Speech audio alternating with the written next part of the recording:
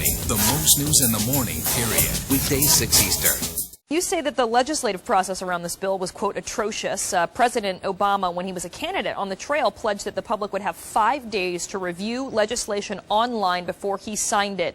And, of course, as we all know, this bill was more than 1,000 pages long. You said your staff did not have a chance to read any of it until after midnight the night before, and that there were only 5 hard copies available. What was going on?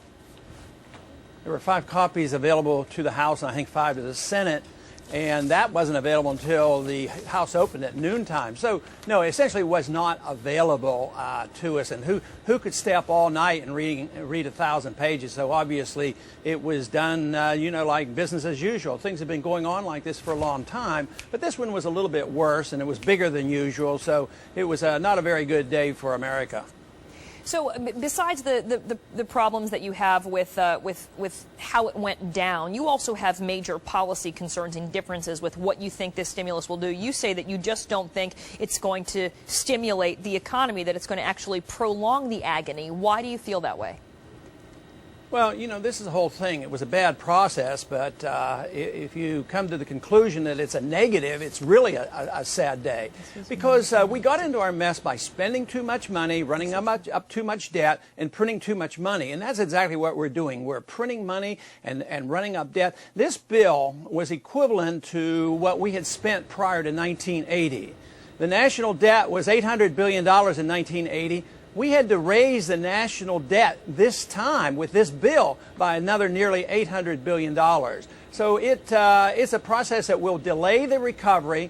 We won't have the correction, and we will drive ourselves into depression the way we're going. So that is our real problem. Well, I want to ask you about a couple of things. Unfortunately.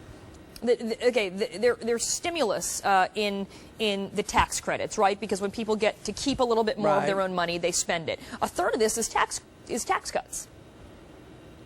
Yes, and if that was the only thing we were doing, that would be fine. But you really should do that with cutting spending too. I mean, just to explode the deficit. This has been the theory by supply-siders for a good many decades, and they've compounded our problems by setting the stage for conservatives running up the debt. So you cut taxes. I always vote to cut taxes, but I always vote to cut the spending too.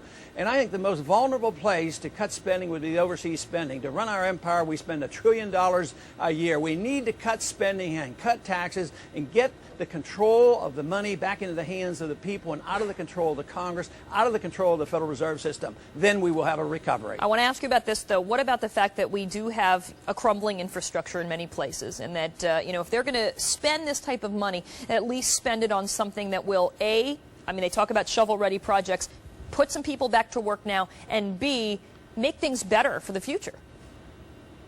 It wouldn't be the perfect way to do it under our constitutional system, but under today's conditions, if you cut, all these building projects over in Iraq and around the world, yes, bring that money home, save some of it, put it against the deficit, and use it in the infrastructure. That would be okay as an interim.